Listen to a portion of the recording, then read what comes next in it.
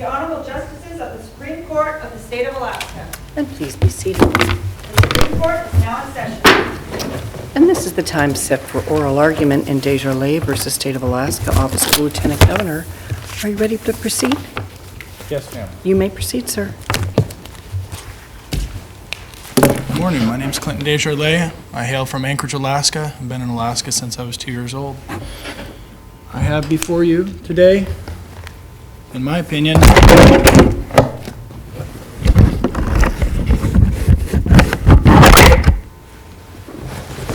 probably one of the most substantive cases you've ever seen or heard in your life. The foundation of all justice braces upon one thing: life. The foundation of government is to preserve life. Gubernatio means to govern the mind, and the purpose of this state, of this civil body politic, is to protect life. If you're not alive, what is the purpose of having a government? We have a statute that was passed in 1970 that led the charge that the United States Supreme Court ruled in 1973 in Roe v. Wade, that women are allowed to take the life of their children inside their womb that were alive, and it was considered lawful. I find it very ironic because it was considered unlawful before, and it is still unlawful now. As an aside, my focus is quite simple. I have a natural right to life initiative to protect all mankind from the beginning of biological development. That includes when you're 80 years old on life support. But the main issue of contention between this state government, this body of public servants, is they have a bone of contention that their obligation of record, called a statute, somehow supersedes natural law that our Creator God, that's in our preamble of our Constitution that we agreed to, has set in stone. I didn't make life, but I am alive. My pregnant wife there has a baby that's leaping in her womb, my child from my seed. I would like someone in this audience, if it's rhetorical, be that as it may, to tell the truth that if there's something bouncing around in her womb and I can feel it through her belly, can somebody tell me that thing is not alive? I'm not arguing personhood. I care not about a legal right. There are natural rights affirmed by our Declaration of Independence, a very substantive reason to break away from a covenanted relationship with a superior monarchy that the people before us had already agreed to. And they broke that contract because they claimed their king violated natural law principles, that all men are created equal and have a right to life, liberty, and property. I would presume here that anybody would agree that your body is probably the most important piece of property here, because none of us would be here if our mothers chose to exterminate us while we were in our mother's womb. Now that's really the central issue of this whole case, is I have a natural right to life initiative. It's a 3-sentence statute that binds a state by obligation of record to explicitly protect life at any stage. And from my research and asking legislative members, there's not a single statute that binds a state to any constitutional provisions to protect life except for people who claim that are registered with the court, domestic violence victims, after 2 incidents. Then the state is charged by contract to protect them preemptively. But currently, the only thing the statutes bind the executive branch to is to deal with something after it has been done.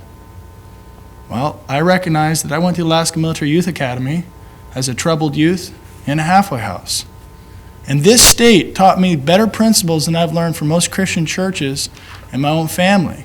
And one of the main things that I learned on base was to protect life. That is the very purpose of the military, to protect life. But I find it very interesting that we argue personhood and we argue legalese, and I spent 2 years demanding a jury trial, demanding an oral hearing, and after 2 years of patient and persistent, respectful presentation, I finally come here before, and I have 15 minutes of fame. And I'm very grateful for the privilege to speak to you all as my public servants. But it has taken me over 1,000 reams or 1,000 pages worth of documentation for me to say but one thing before you as flesh and blood men and women.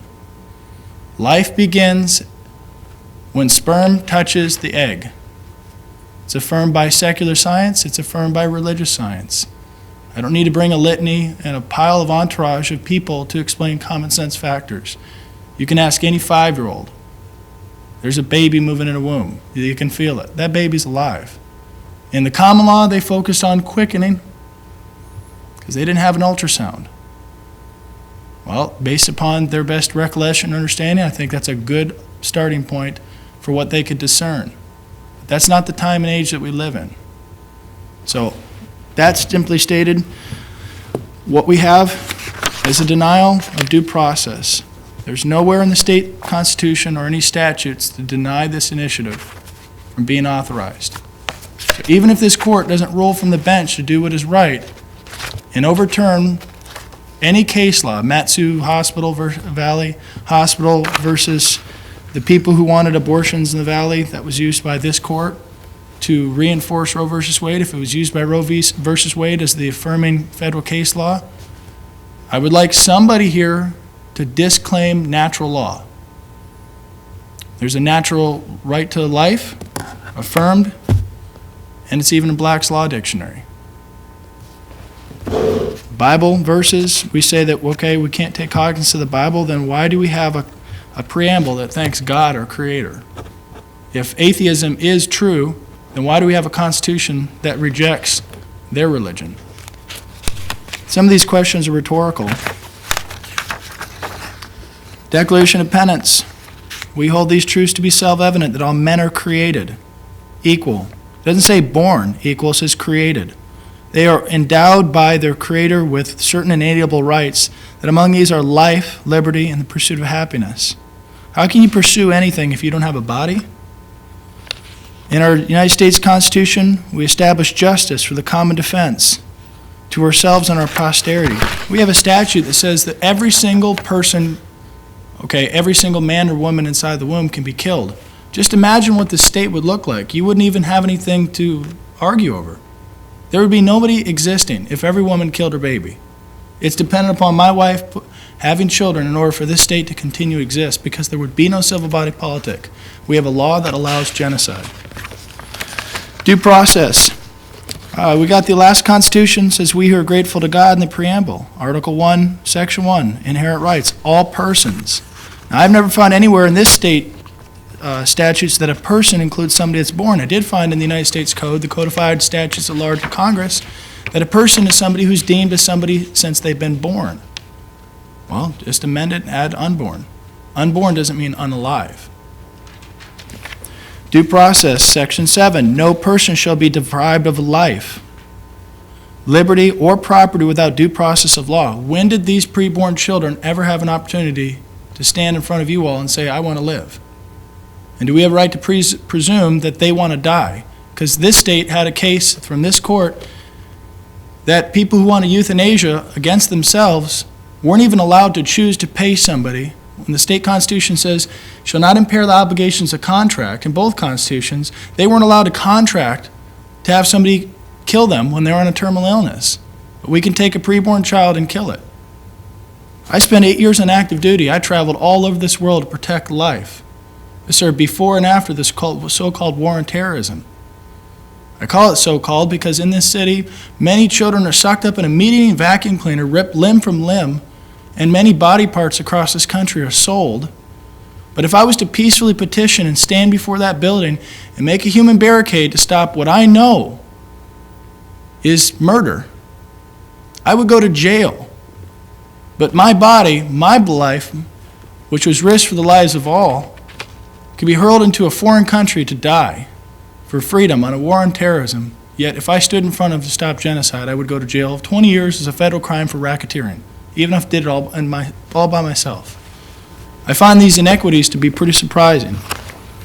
In the U.S. Nuremberg trials in 1945 to 46, the United States presided, just as you all are presiding right here, and said to Germany, we don't care if your law said you can kill Jews, gypsies, blacks, it doesn't matter.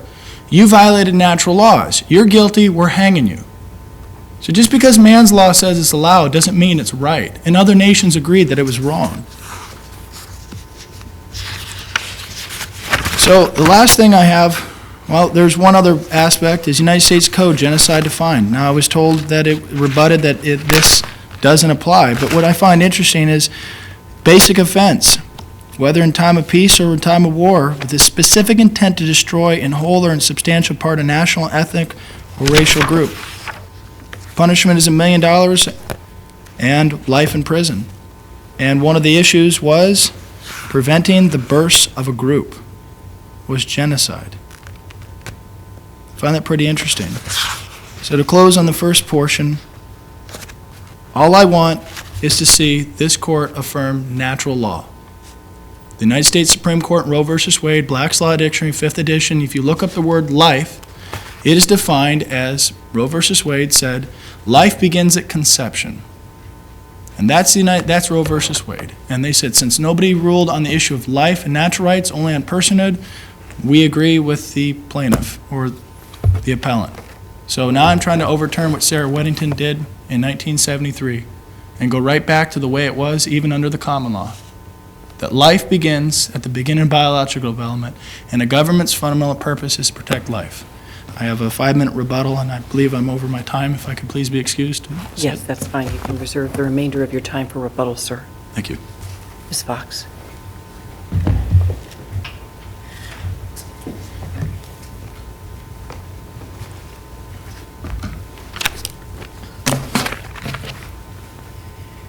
May it please the court, my name is Laura Fox and I represent the Office of the Lieutenant Governor.